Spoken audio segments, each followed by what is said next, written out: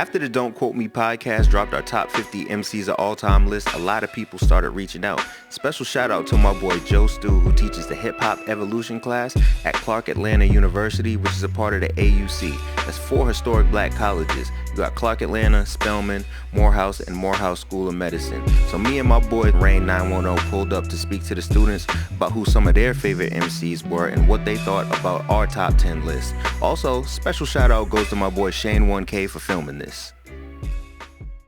We got Drect, the founder of Battle League, Grind Time Battle League. We also have Rain, a superb battle rapper, lyricist who's been in the game for ever. All right, so gentlemen, y'all want to take a chair? Can we get y'all chairs real quick? Because we got some questions. Okay. So how it worked, it was 5 of us, and we all picked our top 50 MCs separately. And then we took those names and ran it through AI, and what AI did was averaged it out. So the people you see on the top 10, I mean, those, I would say we all pretty much agreed on them, for the simple fact, even if we all didn't have them in our 10, we had them pretty high for them to be at the 10, to average out of the 10. So yeah, Yeah, T.I. 19. Yeah, T.I.'s 10. He's at 20. Missy Elliott. Missy Elliott. Well, Okay. Yeah, you gotta take this one. Take this. Okay. Take this one. Okay. So I'm gonna tell you like this. You see our criteria right here at the bottom of the list, right? So when it came to female MCs, the important thing for us was to not distinguish between female and male MCs and look at it on a case-by-case basis. Okay.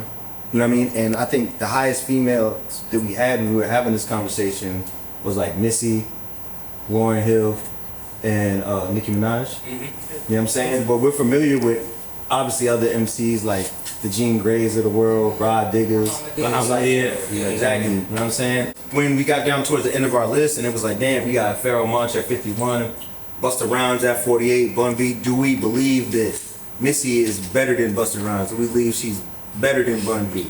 So it wasn't about like gender for us, it was more about like we tried to objectively look at them as MCs and we were like, we got Bun B higher. A lot of the other ones, we were just too familiar with their ghostwriters. What about Left Eye? And they kind of messed it up. Left Eye to me was dope for the little bit of work that you got a chance to hear from them. But I just don't think it was a big enough body of work yet to judge it in comparison to the people that was on the list. I think whereas Eminem encapsulates a very beautiful period of time and life, it's almost difficult for 40-plus-year-old me to go back and dig into Marshall Mathers the same way that I did.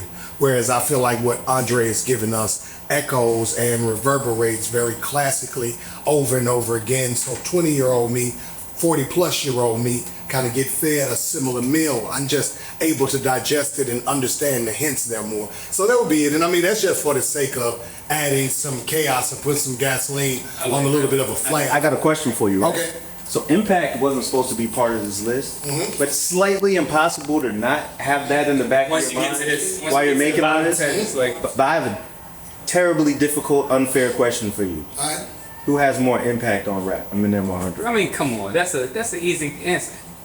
Is it? Yeah. Eminem raps better than 3 Stacks. I don't believe you. Yeah. You used to say that confidently.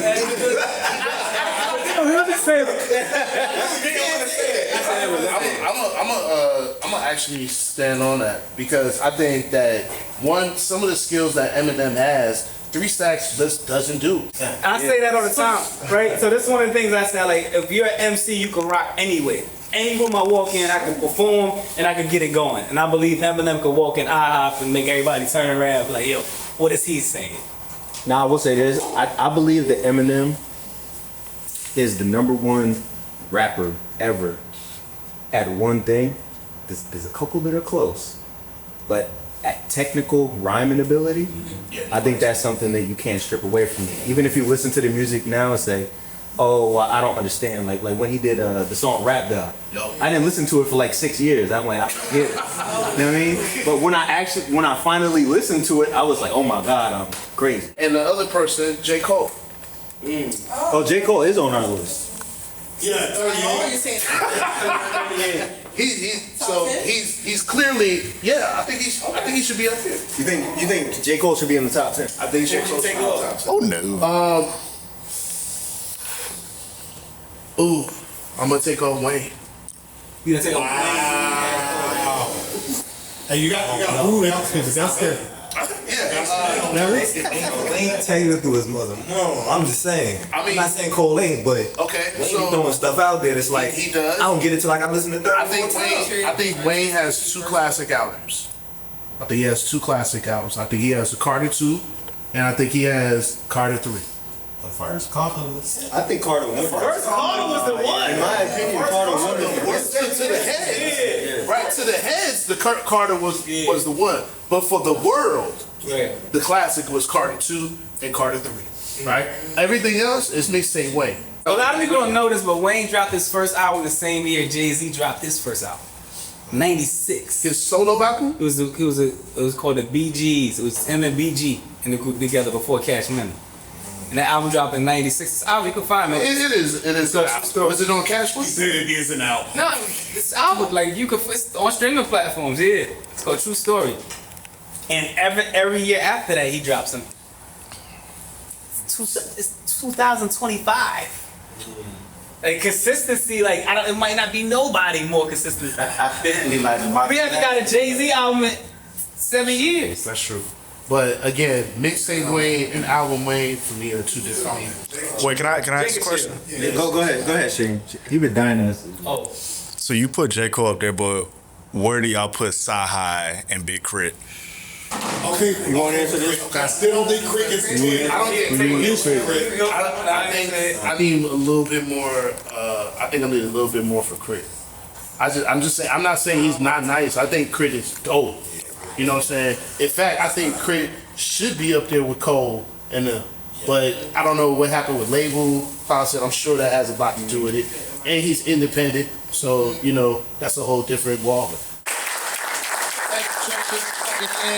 We are covering the element of MCN. We just covered the record labels of the 80s. We also covered Sylvia Robinson, and now she was a founding label that a lot of people don't pay attention to. Next week, for the class, you are to come up with your 10 greatest MCs of all time.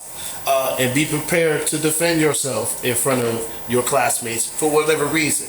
We don't care about, or at least the criteria doesn't matter as far as who you're choosing. You can put Youngboy, NBA Youngboy on there. You can put, right? So we were very interested to see your selections. So with that, another round of applause.